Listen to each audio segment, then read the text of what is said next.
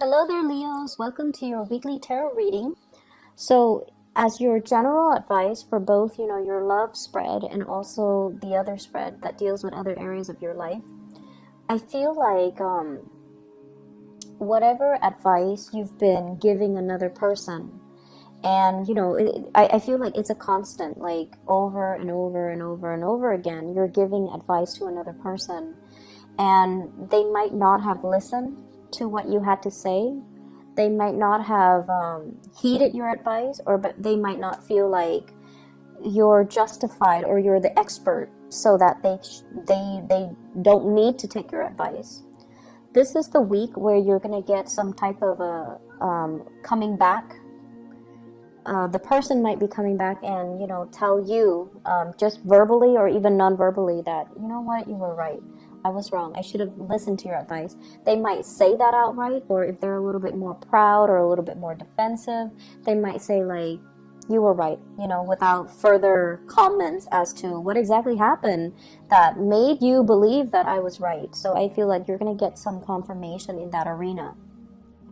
I see it in your love relationships. I also see that energy playing out in friendships, family relationships as well, and I see it playing out in your professional environment as well.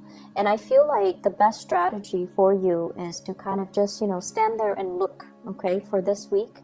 Don't beat a dead horse. So that means, don't, if they're refusing to listen, just kind of let them go on their merry way, because sooner or later they're going to come to the realization that you were right. And then I also feel an element here about not gloating. I don't feel that you're going to do that, because when you give advice, it does come from the heart. And oftentimes, no matter how much somebody frustrates you, when you care about them, that's when you will give advice. If you don't care, you wouldn't waste your time. And so you do care about someone, and that's why your advice comes without strings attached. You do want them to take things to heart and to do the right thing, or to walk on the right path. But you're not going to gloat if they mess up or they veer off track, because they deviate from what you told them to do. So anyways, in your relationship sector, this is the energy that you bring to the table. We have here the King of Wands.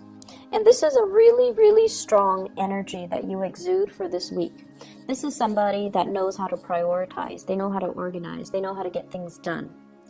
And this shows a lot of leadership capability. So I feel like for many of you, you have really established yourself as a major player in your relationships, in your life, in your work environment, in your friendship circle. You're somebody that leads other people. You've been there, you've done that, and I feel like from the sheer amount of experience that you have gathered through your lifetime, you know where you stand. You know how to lead people. You know how to navigate situations and circumstances based on your real life experiences. And when I see this king, he has a shield. He has a sword, and he's got that little rod there. But what it means is it's somebody that is not afraid to get their hands dirty. They don't call themselves a leader, and when the going gets rough, they run away from battle. They're there in the trenches with the people that they lead to fight, till the end. And so they don't run away from battles. They're very courageous, and they have a sense of loyalty to the people that they lead. So whatever values or whatever life path that you live by, whatever you live by, you die by. So it's like you're not going to give somebody advice that you don't yourself believe in. So I feel like there is no pretenses here. There's no hypocrisy, and people sense that about you. And I feel like because of that, you're in a really good position to kind of like to be a very good relationship partner, because other people believe that no matter whatever you say is what you stand by. So there's no mixed messages. There's no like, I like you, but I don't like you today. Like, there are no mixed signals. There are no mixed messages that you're sending. You're very clear about your expectations in relationships, and you're very clear about what you are demanding or asking of another person. I usually think of this as somebody who has children, somebody who's like who might be in a relationship with children, but I also feel with this card, it's someone who's single, okay? So you might be a single parent, a single mother, a single father, with children. You might have, exes that you've had children with. You might have been married to them at one point, or just, in a relationship with them. But this is somebody that has children, and if not, then this is somebody that's single. So for many of you, the energy is you are very single for this week, and I feel like that's what I'm tapping into. The partner you're dealing with is somebody who's a little bit more wishy-washy.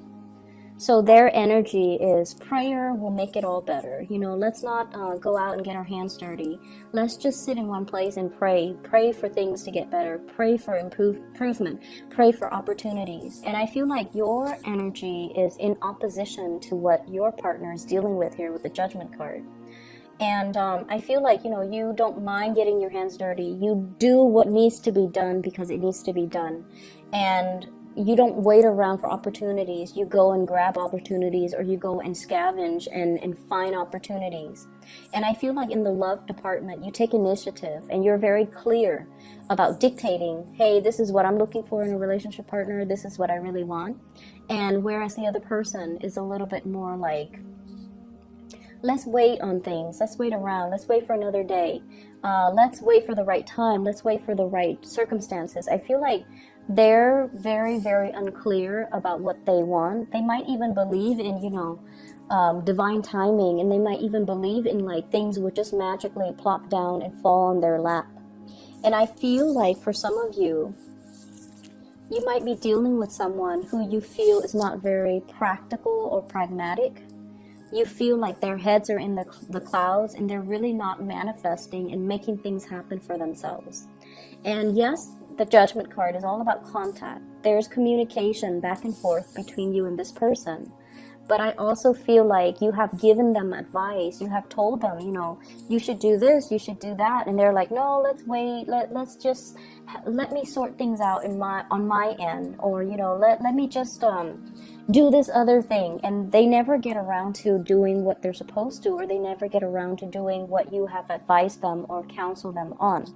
And as a result of it, dealing with them can be a little bit frustrating because they're not taking the initiative. They're not as grounded, and they don't grab opportunities when opportunities come calling. And so they let a lot of opportunities pass them by.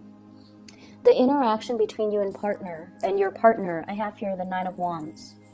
And the Nine of Wands mainly dictates your energy as the fire sign. Okay, so the Nine of Wands is like somebody who's battle weary, and they're not sure, like, should I keep plugging away at this? It doesn't seem like there's any movement.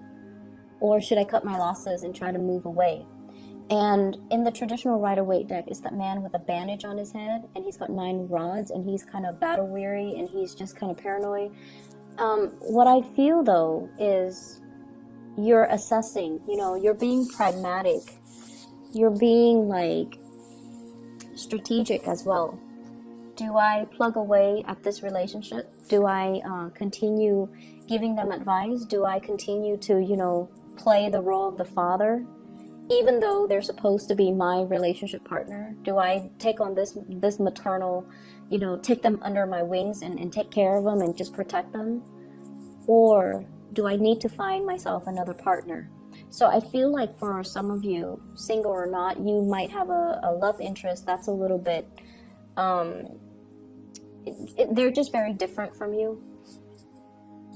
But I do see this element about you giving advice over and over and over again, and they're not really taking the bait, or they feel like, oh, I'll just wait it out, everything's gonna work itself out, and they don't really, it basically absolves them of having to take initiative for their own life. So I do feel somebody that has been through, I feel, their fair share of disappointment. So for example, if it's a partner and they're not able to get a job, right? Just an example. If they're not able to get a job and you tell them, for you, it's very easy because you come from a different space. But I feel like for them, it's a little bit more difficult because they've gone through possibly, months of interviewing and never getting called back. and then they've gone through like a lot of resume revision, right? And they're tired. And just think about it. If it's like, if someone has gone through 9 interviews, right? All from different companies, all with different people, and they have been turned down 9 times. I mean, at the end of the day, it's really hard to say that, oh, I'm not qualified for the job. I feel like the reality of it is they don't like me. 9 separate companies, 9 separate interviewers, 9 separate situations didn't want me. It's very tragic for the ego. It's very demoralizing. And I feel like that's similar to the space that your partner is dealing with or coming from, where there's something that they're not able to admit to themselves. And I feel like when it's denial, or when it's like, you know, things that they're glossing over, whoever it is, they have to come to terms with it on their own time, and they have to come to terms with it in their own way. And so you can talk and advise and, you know, tell them till you're blue in the face, but until they're able to admit these certain things about themselves, it's really hard for them to make changes, right? It's really hard for us to make changes when we're in denial. And so I feel like, you know, for some of you, this might play out in the realm of, my partner is not able to get a job, and I told my partner, do this, do that, but they're not listening, and you're getting frustrated. And I just want you to understand what your partner is dealing with potentially. And then for others, it's sort of like you might have a partner that's very naive, and their head is just in the clouds. They're distracted. They might seem like they're always, you know, like they're always late. They don't seem like, they might be always late. They might be very, very just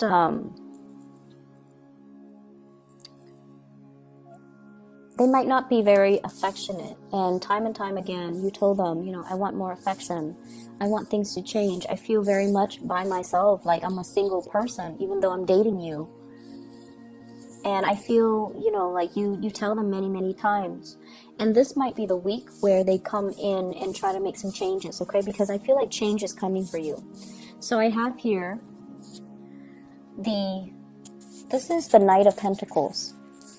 This is somebody coming in, making an offer, making amends, trying their best to appease you, trying to bring something substantial to the table. So if it's a partner who has been out on their luck when it comes to work, they're going to hear good news. And I feel like that's going to help them, because they're going to either take your advice or do something to initiate things from their end. Either way, taking your advice so that they can get things started in their own life, okay? And then if it's a partner that has been estranged, either they're traveling, they're not around, and you feel like, I'm with them, but I'm so single. You know, I'm with them, but I feel like I'm just single because they're not giving me the affection, the attention. They're not physically here. They're coming back into the picture with good news. They've done a lot of work on themselves, and I feel like sometimes it takes that distance away from the people and the things that we love and the things and the people that we're familiar with, for us to make some changes, for us to really see ourselves from a different context, in order to know what we need to figure out, in order to know what we need to work on, in order to know what we need to change about ourselves. So I feel like there's a realization coming through. For others of you, if you've been hoping and praying for a relationship, we have the Death card here, which is a change. So this is a change around. If you're single, you're going to be in a relationship. If you're in a relationship, you might be single. So there's a change around. It doesn't denote, you know, any specific direction, but I feel for majority of you, there's a couple relationship coming through. It's on the offer for you. And I do feel like many of you are going to go through the month of October, starting to come together with another person and starting to couple up with another person, okay? If you're dealing with a Scorpio with this Death card, there's some good news coming around for the two of you, for both of you. If you're dealing with an earth sign, Taurus, Virgo, Capricorn, there's an offer coming through, and I feel like it's going to be very good, very stable. It's slow. You might have been waiting for it. They might have been waiting on you, but I feel like there is a coming together. In other areas of your life, there will be a lot of get-togethers, okay? Get-togethers with old friends, get-togethers with old colleagues, get-together with like family members, but I feel more so friends, colleagues, like people you used to work with, people you used to go to school with. More in a more social, professional type of a setting, not so much family. I also feel like travel and movement, coming to see people traveling and moving to come see you. And I feel like these are long-standing, significant friendships, okay? I feel like these people have been around with you through a very important milestone in your life. And I say that because of the Six of Cups. This is a flashback from the past, walking down memory lane, recalling, like a lot of fun times between you and another person. And I'm always drawn to this tear, the person is crying.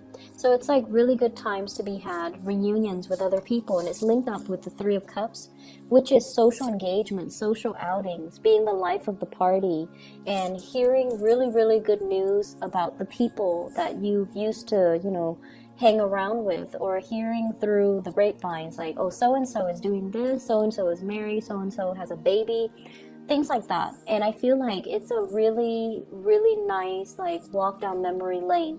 And I do see social engagement happening for you guys, where you're going to run into people from your past.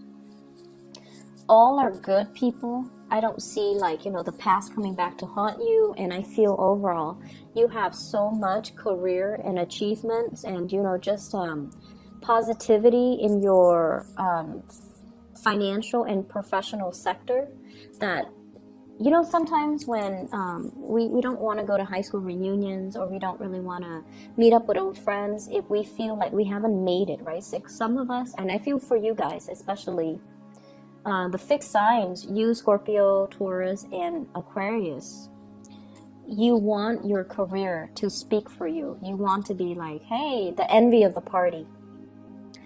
And I feel like if you haven't made it professionally, you're very weary about these reunions. But I feel like right now you're in a good space.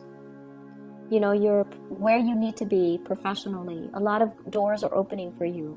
So you're at a point where you're like, okay, I'll be there. I'll be at this reunion. I want to talk about what I'm doing. I want to talk about these projects I'm handling.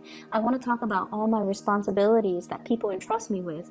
Not in the spirit of bragging, but in the spirit of, I'm really proud of the person that I am today. I'm really proud that despite everything that I've been through, that, I made it. And I'm entrusted with a lot of responsibilities. I'm seen as someone who's competent, and I've created a name for myself. So I feel like you're going to be the life of the party, and you're going to be, you're going to have a lot to offer. You're going to have a lot to say, and you're going to have a lot of people admiring you, and possibly even envious, but not in a bad way. They're not jealous and vindictive. I feel like they look at your life with envy, and they're going to just be really glad, or just to be very happy for you, okay? So there's a lot of travel and movement that's coming in with this Eight of Wands too, and this is like travel by air, travel over waterways, so across the continental US to another state. And I also feel like work travel, work demands and things like that, possibly even traveling with another partner, and having the means to do recreational travel for leisure rather than just business. So I feel like if you're not even traveling this week, it's going to be played out through the month of October, where there will be a lot of these engagements, offers, and social outings and things that are coming into the picture. I'm seeing you possibly living in a colder climate, going to somewhere that's a little bit warmer. And I also feel like overnight, like a red-eye type of a plane ticket, where you might be as well move, like going to another country, where you have to, sleep overnight on a plane. So I do see those elements coming through. And I also feel like, if you're connecting with people from your past, you have a lot to say, and you have a lot of wisdom and advice, possibly in the career front, that you can give them. And I feel like you need to give them these advice, because they're going to be thankful for it, okay? I wish you the best, Leos. Take care of yourself. I'll be back next week, okay? Bye-bye.